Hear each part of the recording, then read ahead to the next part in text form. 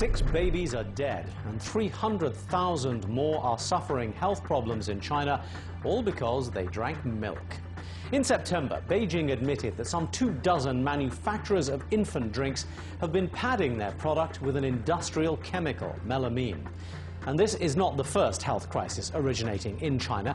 Poisonous toothpaste, tainted seafood, insecticide-laced dumplings and toxic paint on toys have all caused scares across the world. I'm Taimur Nabili, and on this edition of 101 East we ask, does the label Made in China really mean buyer beware?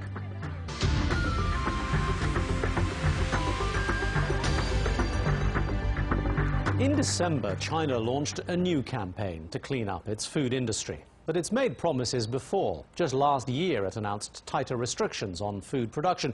It even executed the head of the State Food and Drug Administration for his part in the health scandals.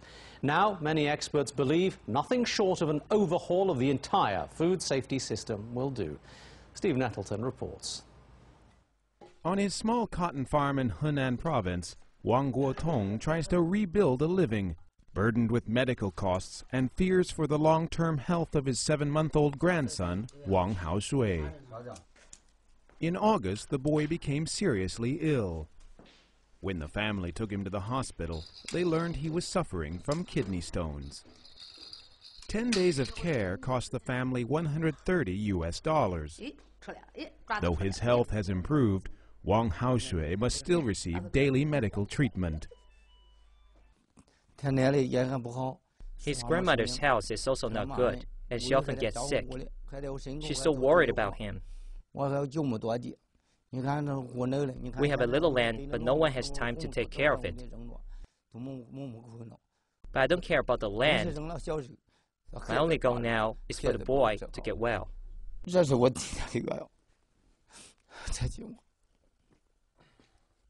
Wang Haoshui is one of more than 300,000 infants across China who have fallen ill after drinking contaminated milk powder. As many as 6 babies have died, and nearly 1,000 are still hospitalized. The milk powder was tainted with an industrial chemical, melamine, which can register artificially high levels of protein in nutrition tests. Wang's family wants to sue the milk formula producer, Sanlu, to cover the costs of his treatment. We have thought about getting a lawyer, but in the countryside, we don't know much about the law, and we can't afford the lawyer fees. I don't have a steady income, so I don't have money to hire a lawyer. But even those with legal help are finding it a challenge just to get into the courtroom, with Chinese courts reluctant to accept cases against Sanlu and other milk producers. Zhou Shifeng is part of a team of 100 lawyers from around China who are joining forces to win compensation for victims of the melamine scandal. He believes it's only a matter of time before the lawsuits go to trial. Why did the Sanlu scandal happen? The law in China gives civilians the right to fight against such things to protect themselves, but unfortunately the law is not well implemented. In many situations, injustice can win. The central government should rapidly take urgent measures to protect implementation of the law, including encouraging and protecting civilians who fight against criminals. We should heavily punish people who produce or sell fake products. In recent weeks, melamine has been discovered not only in milk, but in eggs, pizza dough, even biscuits. The scandal has shaken international confidence in Chinese brands and prompted many Chinese to reconsider buying products they always believed were safe. The crisis also raises questions about the effectiveness of China's food safety system. A recent United Nations report criticized the current system as too fragmented and lacking the resources to oversee the 450,000 different food enterprises in China, the vast majority of which have 10 or fewer employees. Critics are calling for changes to China's entire food production chain. Supervision over the first and final stage of the food chain is weak. The first stage, agriculture, involves a huge number of producers whose scale is very small. The lowest supervision department comes at the county level. It's mainly focused on economics and technology, not much on food safety. So, this can lead to the abuse of pesticides, fertilizers, and plant hormones. There is also a problem in the final stage. When the consumer takes the product home, China does not have a system to provide information on how to properly handle and prepare the food as developed countries do. The Chinese government has pledged to revise its food safety laws.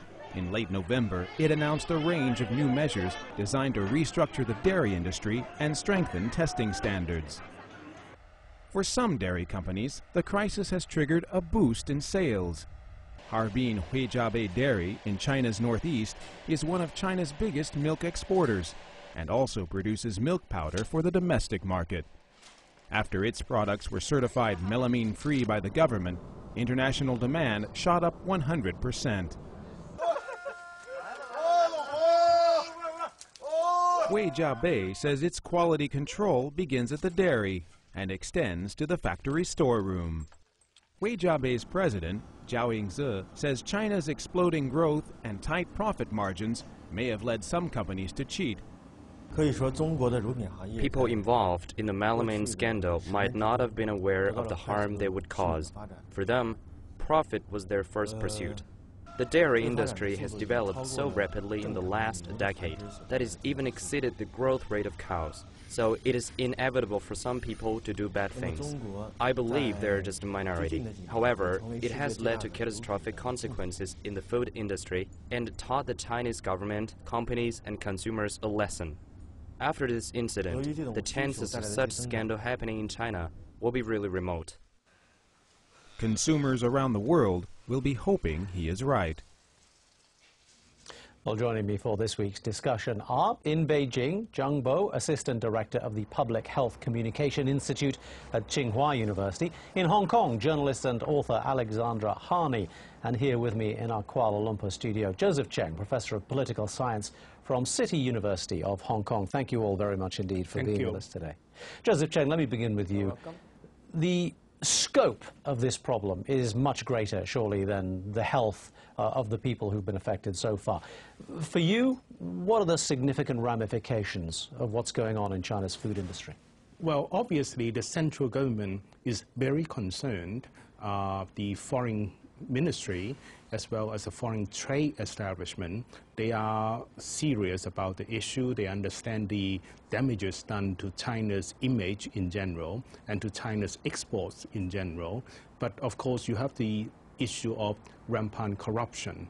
And given the fact that many enterprises can use bribery to get through the tests, especially at the local level, then there is always this temptation not to observe food safety standards. I think one has to be aware also that in China, the media have not been encouraged to expose the darker sides of the society. So the media usually are discouraged from reporting such cases. And I think this is a very bad thing. And at the same time, the local legislatures, the People's Congress system, again, has not been encouraged to do a good job in monitoring the work of the governments. And in general, there's also a decline in moral standards in China. People are eager to make quick money. People neglect good corporate governance and so on. So a failure of government in terms of corruption, a failure of policing, a failure of personal morality, and a failure of the media to act as a watchdog in all of this. Zhang Bo, the Beijing government has announced that it is going to launch this campaign to attack the problem. Is it going to address the issues that Joseph Cheng has brought up? Is it enough? I want to say that deeper understanding is needed for the public to wholly understand this issue. And I think as the situation is concerned, I want to tell you that, now the Ministry of Health has already begun to discuss about how to compensate all those infants that are affected. And I think, these kind of spokesperson system that is established, that would definitely help the Chinese ministries and government to be more transparent, and I think the Chinese people can be more confident about the government in the future. I'm also very concerned actually about the situation happening in the U.S. as the infant formula has already been found to contain melamine, and also the situation in Ireland where pork are found contaminated. So I think this is actually food safety is a worldwide issue that we need to address It's always very hard for people to find things that they don't know that are inside of the food that we eat. So this is actually a very difficult task for both China and other governments. That's a fair point. Let's stick, though, for a moment with China, if we could. Alexandra Hani, let me come to you. Have we seen significant progress since the last food scandal in China? Are we on a curve where improvements are being made, or is this just going to happen again and again? We just saw another announcement about a 4-month crackdown, another campaign on, cracking down on these food production centers, getting rid of unauthorized additives. So clearly, this is on the agenda in Beijing.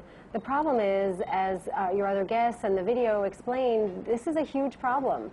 And it is a hugely fragmented industry.